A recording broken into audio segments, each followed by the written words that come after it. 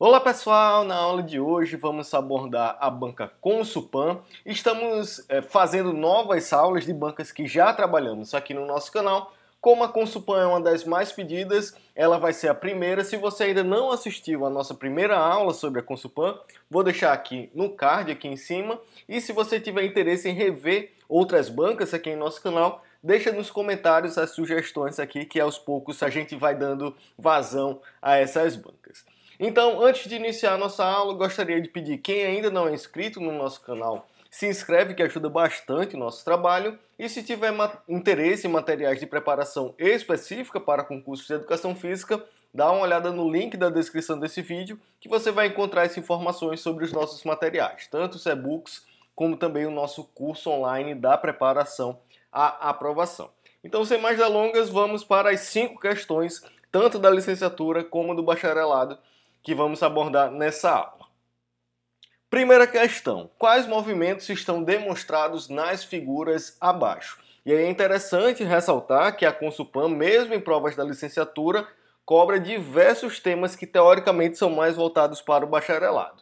Então, mesmo que você vá realizar provas voltadas para cargos de professor, cargos da licenciatura, é interessante rever alguns conceitos principais da área do bacharelado. Então vamos lá, ele vai falar aqui dos movimentos da escápula. Lembrando rapidamente, os movimentos da escápula são 6 os principais. A elevação e a depressão, que é esse retratado na primeira figura.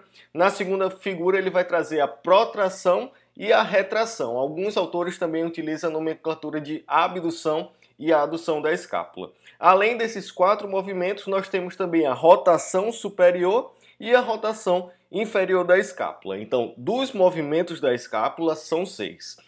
Elevação e depressão, abdução e adução, ou protração e retração, e rotação superior e rotação inferior. Então, nesse caso, nós temos uma elevação e um abaixamento, como ele traz na alternativa D, e uma protração e retração. Poderia ser também elevação e depressão.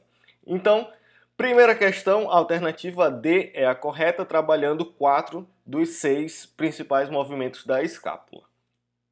Segunda questão, uma questão sobre história da educação física.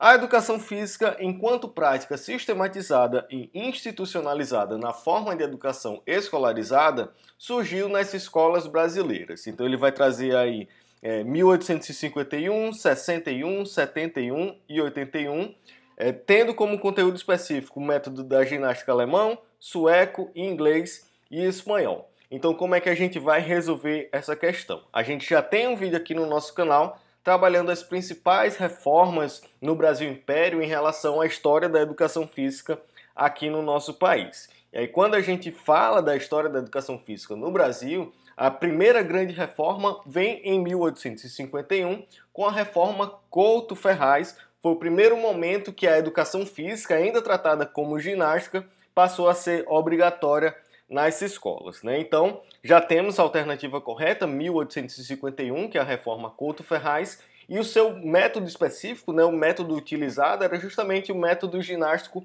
alemão. E aí, quando a gente fala dos métodos ginásticos europeus chegando no Brasil, nós temos a seguinte ordem. Primeiro, o método ginástico alemão, principalmente pela influência aí dos imigrantes alemães aqui no nosso país. Em seguida, vem uma influência do método ginástico sueco, com grande defesa de Rui Barbosa, trabalhando essa ginástica um pouco mais pedagógica. E em seguida, nós temos o método francês, já na década de 20, sendo o método oficial aqui no nosso país. Então, de forma resumida, a segunda questão pode ser resolvida por trazer a data de 1851, que é a Couto-Ferraz, e o método de ginástica alemão, que foi o primeiro método ginástico europeu aqui em nosso país. Segunda questão, alternativa A é a correta. Terceira questão. Sabemos que a maior parte dos movimentos possui fase concêntrica e excêntrica. Em alguns casos, havendo também a fase isométrica. Em um agachamento com barras nas costas, alternativa A. Na fase excêntrica, o quadril se distancia do chão enquanto é estendido. Então, cuidado para não confundir aqui. No agachamento, a fase excêntrica é a partir do momento que a gente está descendo no movimento, né? A fase concêntrica, a gente vai fazer a força, então a gente vai subir. Na fase excêntrica, o quadril não se distancia do chão, ele se aproxima, na verdade, né? A fase excêntrica descendo. Então, alternativa A, falsa. Alternativa B, é impossível haver fase isométrica nesse movimento. Na verdade, não é impossível, né? A pessoa pode justamente manter uma posição, fazendo assim uma fase isométrica, mesmo no agachamento. Alternativa C, no momento concêntrico, quadríceps, isquiotibiais e glúteos são as áreas mais recrutadas. Perfeito, já que no agachamento nós vamos ter uma extensão de joelho e uma extensão de quadril. Na extensão de joelho, o quadríceps bastante recrutado e na extensão de quadril, os isquiotibiais e o glúteo, principalmente o glúteo máximo, são recrutados. Então, a alternativa C é a correta, já que essa alternativa A e B são incorretas, torna também a alternativa D incorreta. Então, terceira questão, alternativa C é a correta. Quarta questão, é a representação corporal do imaginário e apesar de nele predominar a fantasia, a atividade psicomotora exercida acaba por prender a criança à realidade.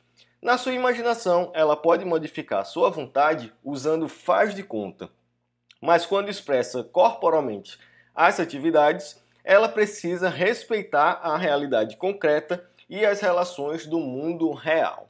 Aparece predominantemente entre os 2 e 6 anos. Aponte a que tipo de jogo o texto se refere. Então, quando a gente fala em relação a essa questão, nós estamos falando principalmente dos jogos de acordo com Piaget, né? Nós temos os jogos mais relacionados a uma fase sensório-motor.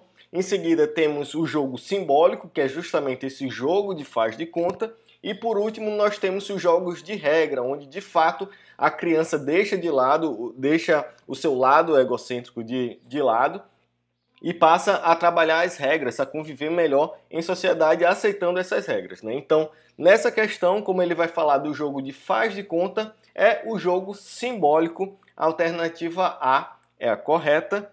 E quinta e última questão agora sobre Vygotsky.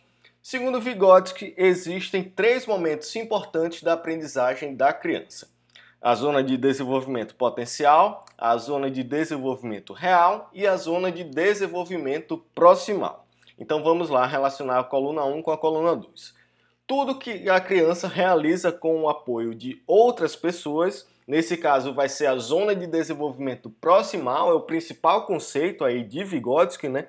Que é aquela zona, aquelas habilidades que a criança pode realizar a partir do momento que tem o apoio de outras pessoas, né? Que tem a mediação de outras pessoas. Então, a zona de desenvolvimento proximal vai estar entre a zona de desenvolvimento real e a zona de desenvolvimento potencial.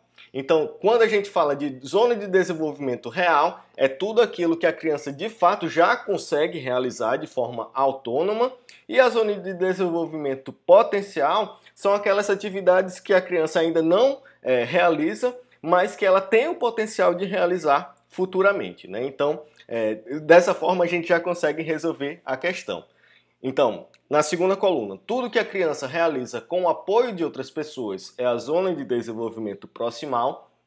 Tudo que a criança ainda não domina, mas que se espera que ela seja capaz de realizar, é a zona de desenvolvimento potencial. Ela ainda não realiza, mas futuramente espera-se que ela possa realizar, né? Tem essa potencialidade. E tudo que a criança já é capaz de realizar sozinha, que ela tem autonomia de realizar, é a zona de desenvolvimento real. Então, a ordem correta nessa alternativa é 3, 1, 2. Zona de desenvolvimento proximal, potencial e real. A alternativa D é a correta.